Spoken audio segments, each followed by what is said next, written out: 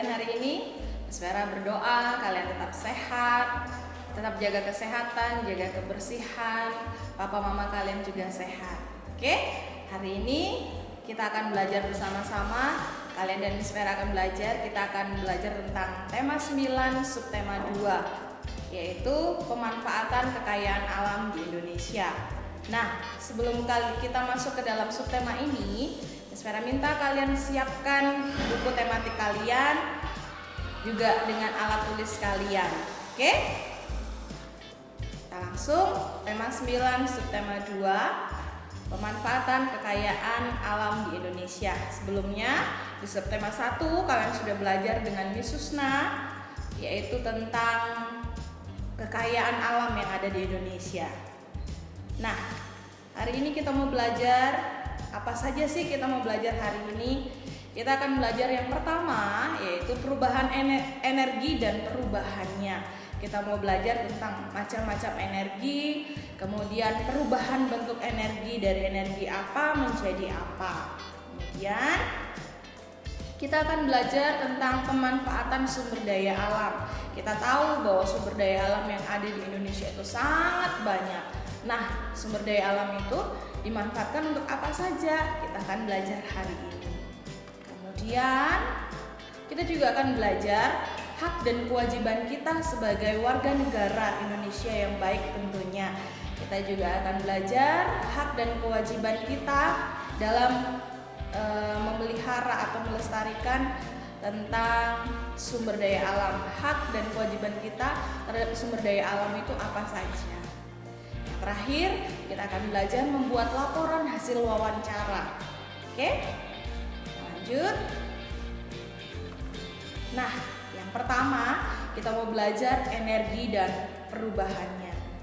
Kalian tahu apa itu energi? Energi adalah segala sesuatu yang bisa dilakukan oleh atau dihasilkan oleh suatu benda.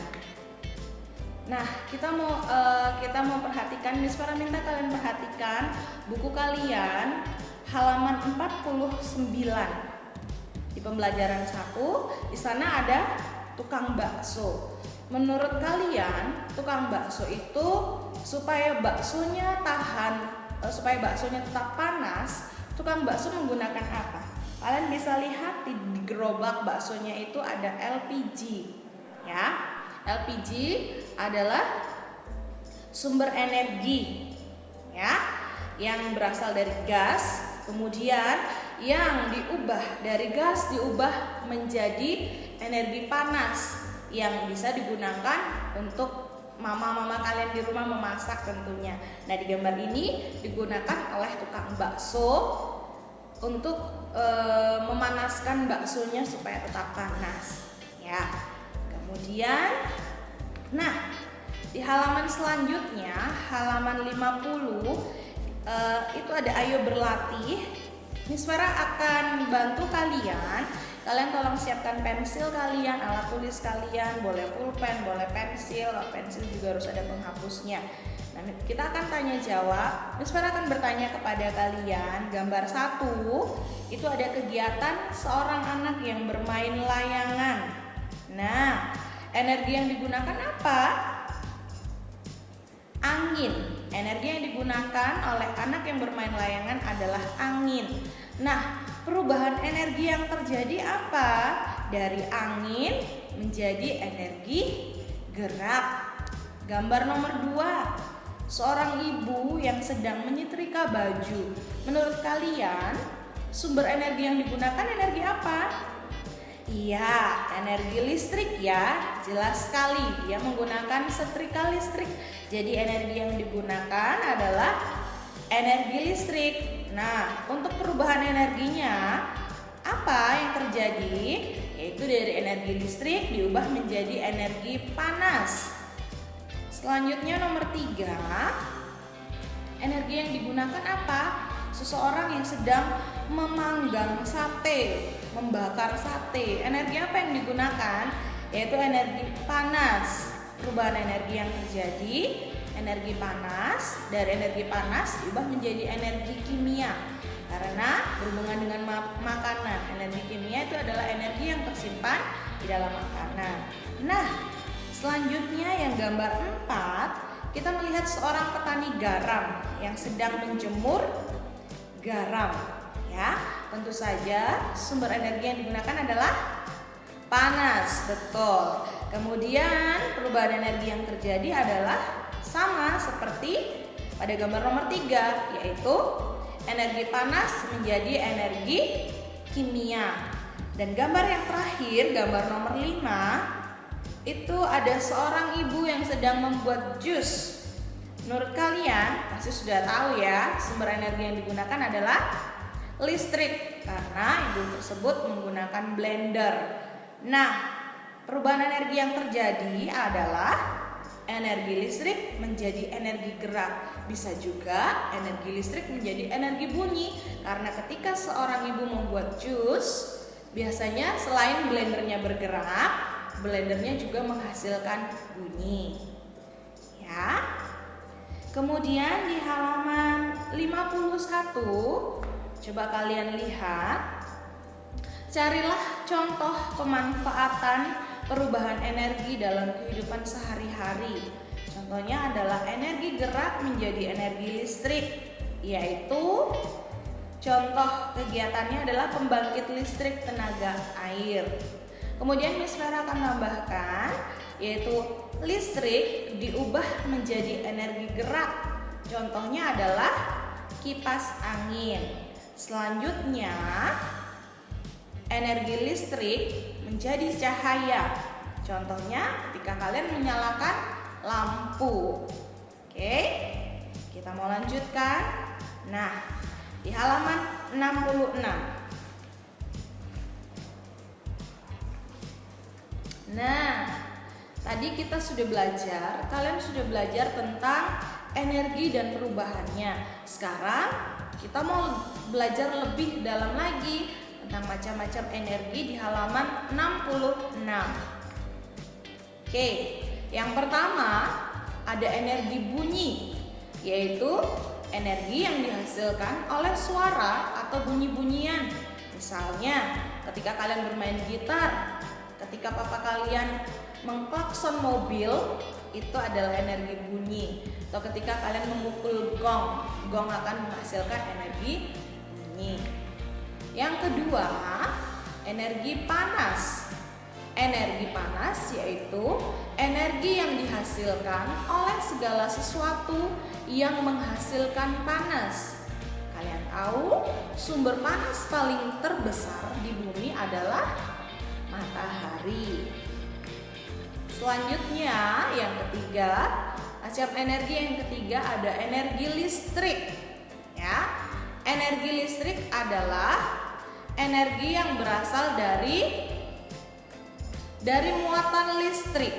Ya, energi listrik ini paling banyak dibutuhkan dalam kebutuhan untuk memenuhi kebutuhan rumah tangga seperti lampu, kipas angin, AC, kemudian mengecas komputer, dan banyak lagi yang menggunakan energi listrik dalam kehidupan rumah tangga. Jelas ya sampai di sini?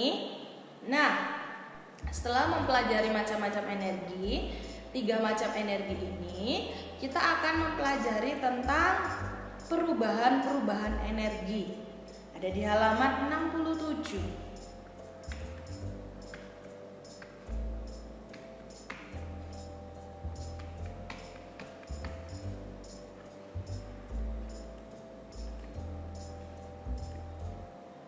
Nah, contoh-contoh perubahan energi yang terjadi dalam kehidupan sehari-hari. Yang pertama, contohnya adalah perubahan energi listrik menjadi energi panas. Contohnya, ketika mama kalian menyetrika baju, nah, tentunya menggunakan setrika listrik. Nah, setrika listrik ini mengalami perubahan energi dari energi listrik menjadi energi panas. Kemudian oven listrik ataupun microwave itu adalah contoh perubahan energi listrik menjadi energi panas. Kemudian energi listrik menjadi energi gerak. Contohnya penggunaan kipas angin, blender. Nah, itu adalah perubahan energi listrik menjadi energi gerak. Kemudian yang ketiga ada energi gerak menjadi energi panas. Contohnya, kendaraan yang dipakai perjalanan jauh akan membuat mesin menjadi panas. Atau ketika kita menggosokkan kedua telapak tangan, lama-kelamaan telapak tangan kita akan terasa panas. Nah, itu adalah contoh perubahan energi gerak menjadi energi panas. Selanjutnya, energi cahaya menjadi energi listrik. Contohnya, pada penggunaan panel surya memanfaatkan cahaya maupun panas matahari yang diubah menjadi energi listrik. Yang kelima, energi gerak menjadi energi bunyi. Contohnya, ketika kalian menabuh gendang, ya kan? Kalian menabuh gendang, kalian bergerak tangan kalian dan gendang tersebut menghasilkan bunyi. Atau ketika kalian bertepuk tangan, ya, tangan kalian bergerak, tepuk tangan kalian menghasilkan bunyi.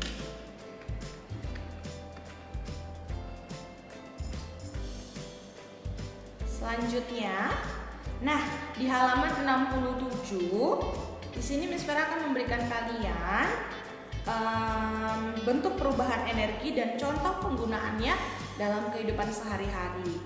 Ingat, jangan lupa dicatat ya. Nah, contoh lain perubahan energi di halaman 67. Yang pertama, lampu menyala. Ada yang tahu lampu menyala ini mengalami perubahan energi apa? Betul, dari energi listrik menjadi energi cahaya. Kemudian, nah ini ada Samsung, tulisannya ini adalah baterai HP, ya. Itu ketika kalian mengecas HP mengalami perubahan energi apa? Dari energi listrik menjadi energi kimia. Selanjutnya, gambar nomor 3, ketika kalian bermain piano, energi apa yang dihasilkan? Perubahan energi apa yang terjadi ketika kalian bermain piano? Yaitu energi listrik menjadi energi bunyi. Kemudian ini baterai untuk senter ya. Baterai pada senter itu berguna atau mengalami perubahan energi dari apa? Kimia menjadi energi listrik. Nah, selanjutnya nomor 5. Ketika mama kalian sedang menjemur pakaian, nah, ini perubahan energi yang sedang terjadi adalah energi cahaya menjadi energi panas. Ya. Kemudian yang nomor 6, apa yang terjadi? Perubahan energi apa yang terjadi nomor 6? Ya, nomor 6 adalah kereta uap. Dari energi gerak menjadi energi panas. Karena ketika dia bergerak, dia akan menjadi panas. Kemudian nomor 7, kincir angin. Kincir angin ini mengalami perubahan energi, yaitu dari gerak menjadi energi listrik. Sebab kincir angin dimanfaatkan untuk menghasilkan energi listrik. Nah, gambar nomor 8, tahukah kalian ini namanya apa? Gambar ini namanya lampu templok. Kalau zamannya Miss Vera kecil, dulu belum ada listrik. Nah, setiap rumah menggunakan lampu templok ini untuk menerangi rumah atau untuk sebagai penerangannya menggunakan lampu templok. Yang isi di dalamnya ini adalah biasanya minyak tanah. Nah, kalian tahu perubahan apa yang terjadi pada lampu templok? Yaitu perubahan kimia menjadi cahaya. Selanjutnya, nomor 9. Nah, ini ada kertas yang berbentuk spiral diletakkan atau digantungkan seperti ini di atas lilin yang menyala, maka kertas ini akan berputar. Jadi energi apa yang terjadi? Perubahan energi apa yang terjadi pada kertas spiral ini? Perubahan energi panas menjadi energi gerak. Yang ke-10 kalian tahu ini apa? Ini adalah nuklir ya. Jadi yang ke-10 ini ada perubahan energi yang terjadi adalah energi nuklir menjadi energi listrik. Sampai di sini jelas tentang energi dan perubahannya. Oke, kalau sudah jelas, kita mau lanjutkan. Nah, untuk yang ayo membaca halaman 68, kalian boleh baca. Miss Vera kasih waktu kalian 3 menit untuk membaca. Setelah itu Miss Vera akan bahas tentang jawaban pertanyaan halaman 69.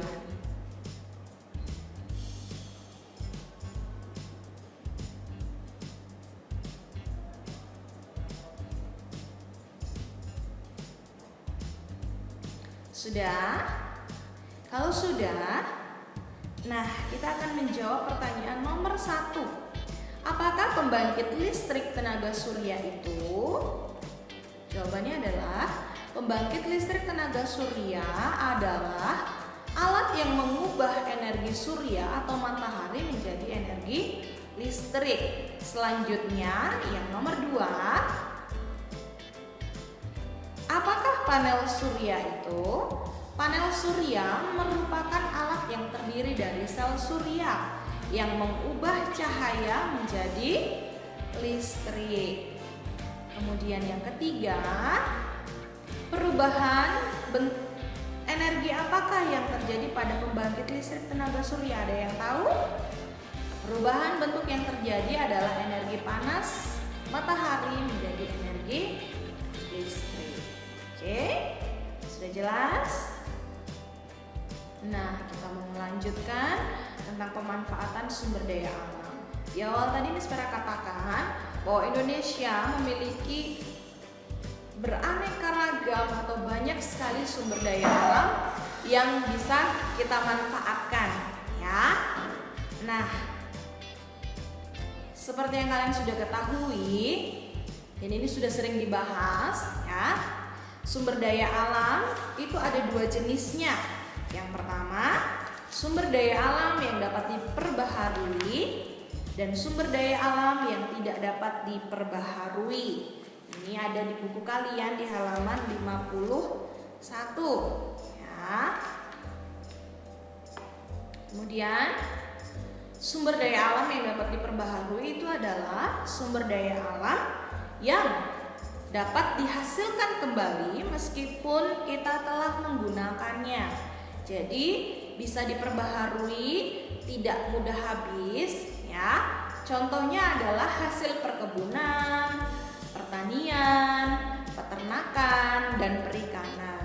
Selanjutnya, sumber daya alam yang tidak dapat diperbaharui adalah sumber daya alam yang tidak dapat dihasilkan lagi setelah kita menggunakannya. Artinya, kalau kita tidak bijaksana menggunakan sumber daya alam ini, maka sumber daya alam ini akan habis. Dan kalau sudah habis, apa yang terjadi? Kita tahu anak cucu kita tidak akan bisa menikmati yang namanya sumber daya alam ini. Maka dari itu, mari kita bijaksana dalam menggunakan sumber daya alam yang tidak dapat diperbaharui. Contohnya adalah minyak bumi, batu bara, gas, dan barang-barang tambang lainnya seperti aspal, timah, mangan, batu kapur, dan lain-lain. Selanjutnya, beberapa sumber daya alam yang ada di Indonesia itu dimanfaatkan sebagai yang pertama, sumber daya alam itu ada yang hayati maupun non hayati. Nah, ini biasanya dimanfaatkan sebagai modal utama pembangunan. Sumber daya alam hayati itu adalah sumber daya alam yang hidup. Contohnya dari hasil perkebunan, pertanian itu bisa dimanfaatkan karena bisa untuk diekspor, ya kan? Nah, kemudian sumber daya non hayati itu yang tidak hidup, misalnya seperti batu bara, emas. Seperti itu juga bisa dimanfaatkan sebagai modal utama pembangunan. Kemudian yang kedua, sumber daya alam itu dimanfaatkan untuk kegiatan ekonomi baik di dalam negeri maupun di luar negeri seperti yang Miss Vera bilang tadi. Bisa kita ekspor ke luar negeri, kita juga bisa impor dari luar negeri. Yang contohnya adalah pertanian, perkebunan, perikanan, peternakan, dan pertambangan. Nah, ini biasanya digunakan untuk kegiatan ekonomi. Masih ingat kegiatan ekonomi ada apa saja? Ya, ada produksi, konsumsi, dan distribusi. Selanjutnya, sumber daya alam dimanfaatkan untuk menunjang dan mempermudah kegiatan manusia dalam rangka memenuhi kebutuhan hidupnya. Kita tahu bahwa hari-hari ini semua kebutuhan sulit untuk didapat dan semua harganya mahal. Nah, inilah kita memanfaatkan sumber daya alam supaya kita dapat menunjang dan mempermudah kegiatan manusia dalam rangka memenuhi kebutuhan hidupnya, seperti buah-buahan, sayur-sayuran, sandang, pangan. Itu kita perlukan, kita memanfaatkan sumber daya alam yang ada.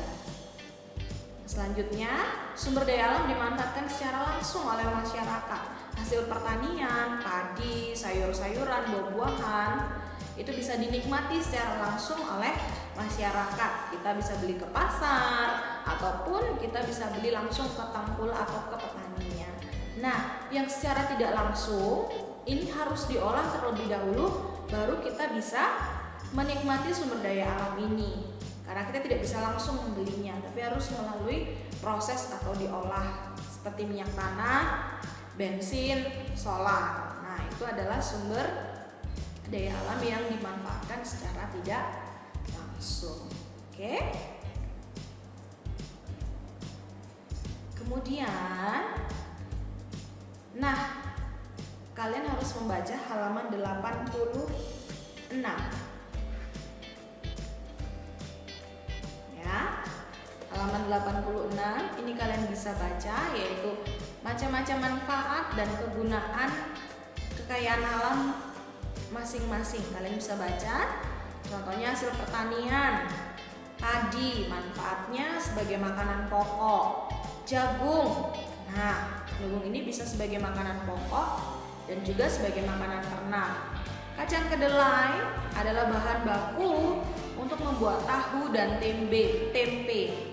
Bahan baku kecap dan bahan baku susu kedelai tentunya ya.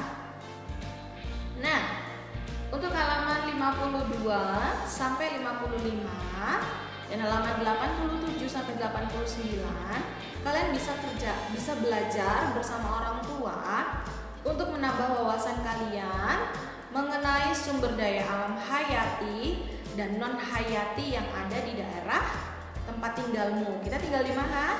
Kita tinggal di Bali. Nah, kalian bisa cari bersama orang tua tentang sumber daya alam hayati dan non hayati yang ada di Bali serta manfaat beberapa sumber daya alam yang ada di Bali. Oke? Nah, setelah kita tahu tentang manfaat sumber daya alam yang ada di Indonesia dan kegunaannya, ya, kita akan belajar tentang hak dan kewajiban kita sebagai warga negara. Ya, apa saja kewajiban kita sebagai warga negara?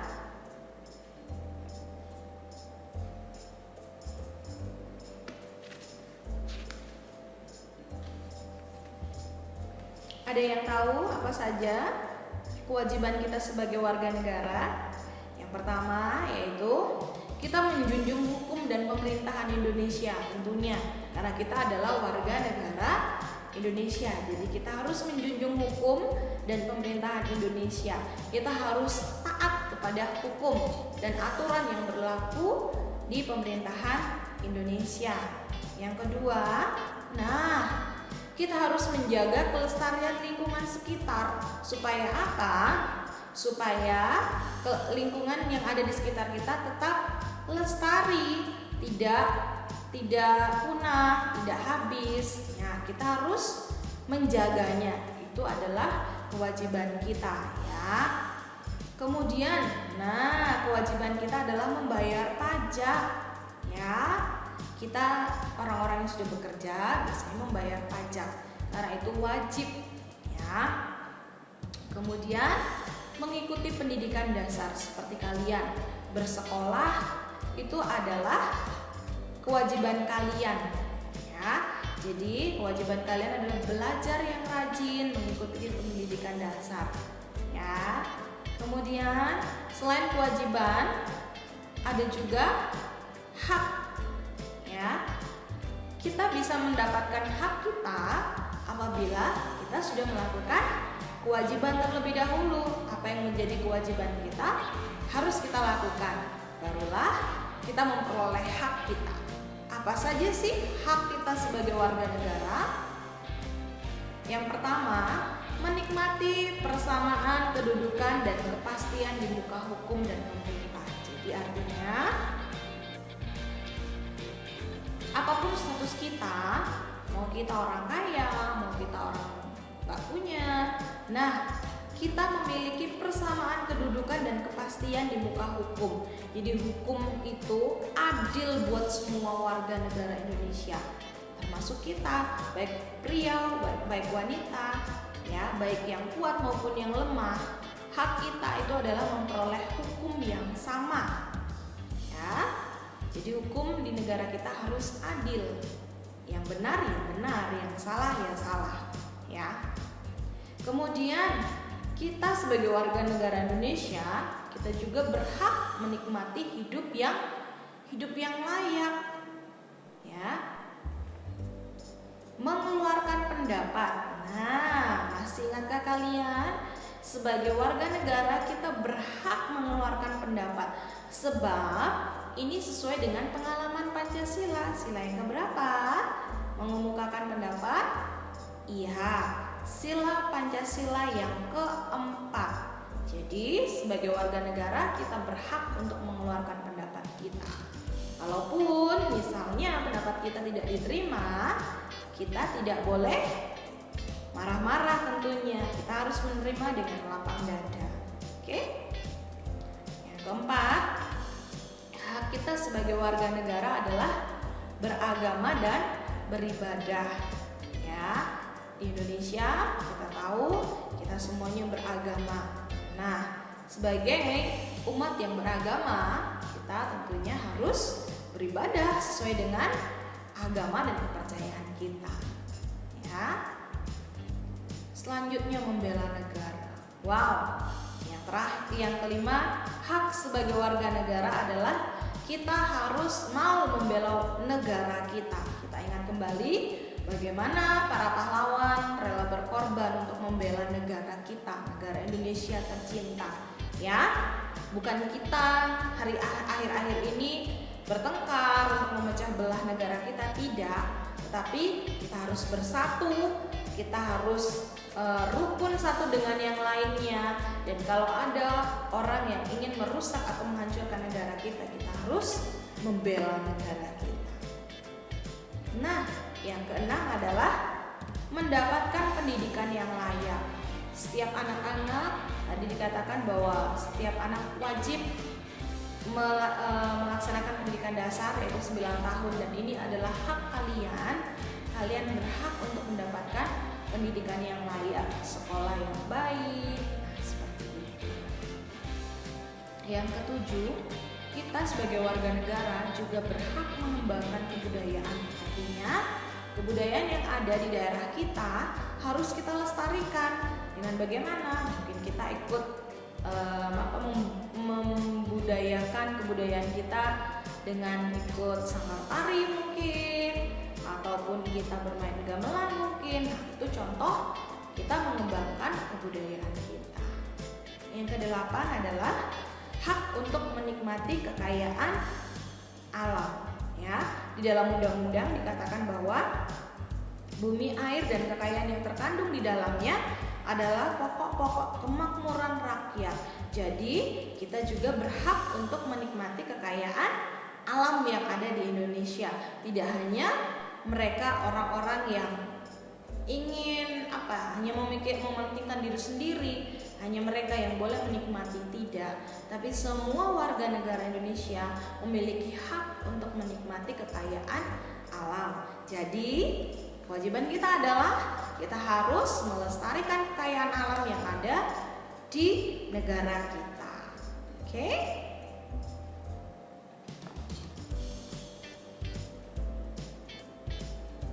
Selain hak dan kewajiban kita sebagai warga negara, kita juga memiliki hak dan kewajiban terhadap sumber daya alam yang ada. Ya. Kewajiban kita terhadap sumber daya alam adalah yang pertama, kita mengurangi kegiatan yang banyak menghabiskan sumber daya alam. Contohnya apa?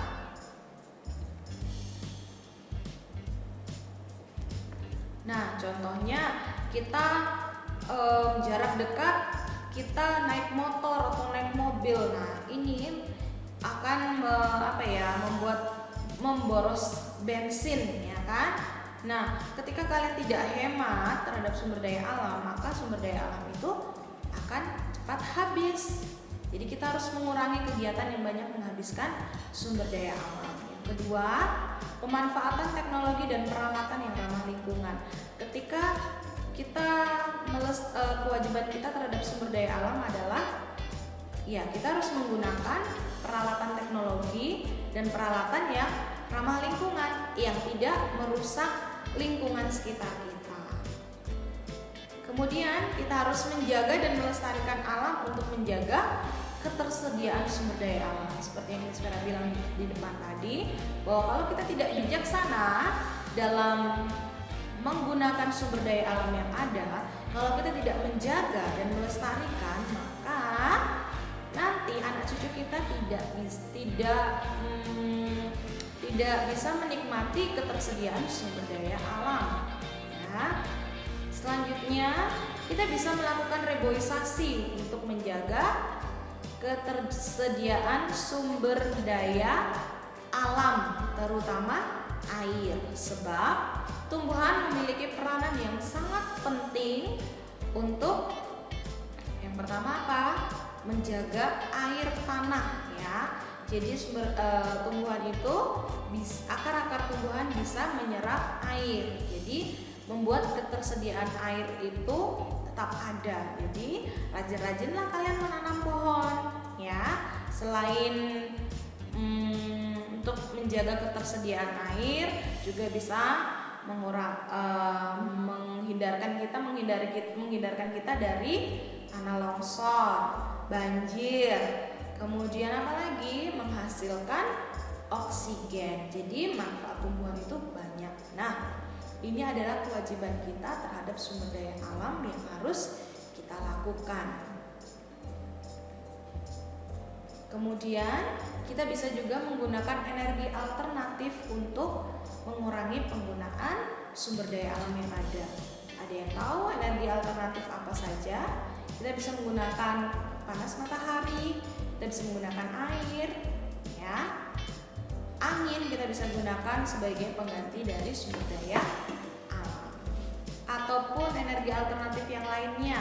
Nah, seperti misalnya kita menggunakan biogas dari kotoran hewan, itu juga salah satu cara untuk menjaga supaya ketersediaan sumber daya alam itu tetap ada. Selain kewajiban, kita juga memiliki hak dalam memanfaatkan sumber daya alam. Ya. Nah, pemanfaatan sumber daya alam seperti yang Sfera bilang tadi bisa secara langsung, yaitu hasil pertanian, perkebunan, peternakan, misalnya buah, sayur, itu bisa kita manfaatkan atau bisa kita nikmati secara langsung. Kemudian pemanfaatan sumber daya alam secara tidak langsung, yaitu sumber daya alam harus diolah dahulu, seperti Miss Farah bilang, bensin, solar, aspal, dan lain-lain. Nah, ketiga, untuk halaman 91-94 kalian bisa baca dan kalian bisa kerjakan dengan bantuan orang tua. Ini tidak diambil nilai ya anak-anak, hanya untuk menambah wawasan dan pengetahuan kalian. Ya, yang terakhir adalah setelah kalian mengetahui bagaimana energi dan perubahannya, kemudian penjelasan tentang sumber daya alam dan manfaatnya, kemudian kita mengetahui apa hak dan kewajiban kita sebagai warga negara dan hak dan kewajiban kita terhadap sumber daya alam. Yang terakhir yang akan kita bahas hari ini adalah cara membuat laporan hasil wawancara. Kalian sudah belajar dengan Miss Susna bagaimana cara menyusun wawancara. Nah, cara melakukan wawancara. Hari ini dengan Miss Vera kalian akan belajar cara membuat laporan hasil wawancara, ya. Nah, dalam membuat laporan hasil wawancara, di dalamnya berisi beberapa hal yang sebagai berikut, ya. Yang pertama, nama orang yang melakukan wawancara. Misalnya Miss Vera yang melakukan wawancara, namanya ya Vera. Kemudian pertanyaan yang akan diberikan atau diajukan kepada narasumber.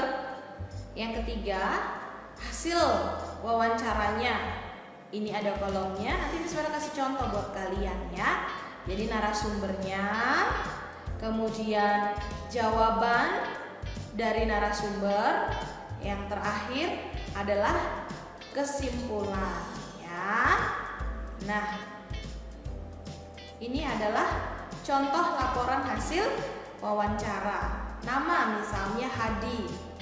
Pertanyaannya, kegiatan-kegiatan apa yang sudah Anda lakukan dalam menjaga kelestarian lingkungan? Nah, ini adalah hasil wawancaranya. Nah, yang pertama di wawancara narasumbernya ada Adi. Jawabannya adalah apa jawabannya? Gotong royong membersihkan kelas. Benar nggak sesuai dengan pertanyaannya? Kegiatan-kegiatan apa yang sudah Anda lakukan dalam menjaga kelestarian lingkungan? Oh, saya sudah melakukan gotong royong membersihkan kelas. Intan sudah membuang sampah pada tempatnya. Kemudian Kiki menanam pohon di sekitar lingkungan. Sasa menyapu jalanan yang kotor. Sudah melakukan berarti ya. Dedi membersihkan got. Nah, apakah dari jawaban ini sudah sesuai dengan pertanyaannya? Iya, kegiatan yang sudah dilakukan dalam menjaga kelestarian lingkungan adalah ini semuanya. Nah, satu lagi setelah hasil wawancara adalah kesimpulan. Jadi apa kesimpulan dari jawaban ini semuanya? Jadi kegiatan yang dapat kita lakukan dalam menjaga kelestarian lingkungan adalah misalnya kita gotong royong membersihkan kelas, ya. Kita bekerja sama dalam menjaga kelestarian lingkungan. Itu adalah kesimpulannya, ya. Banyak hal yang bisa kita lakukan dalam menjaga kelestarian lingkungan. Salah satunya adalah gotong royong, kerja bakti misalnya seperti itu. Oke?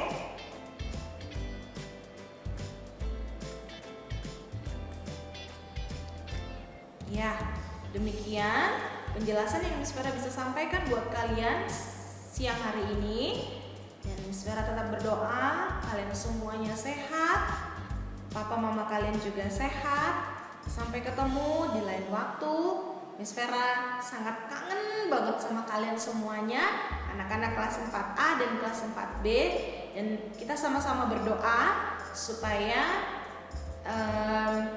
virus corona ini segera berlalu sehingga kita bisa ketemu lagi. Terima kasih anak-anak, tetap semangat belajar. Tuhan memberkati.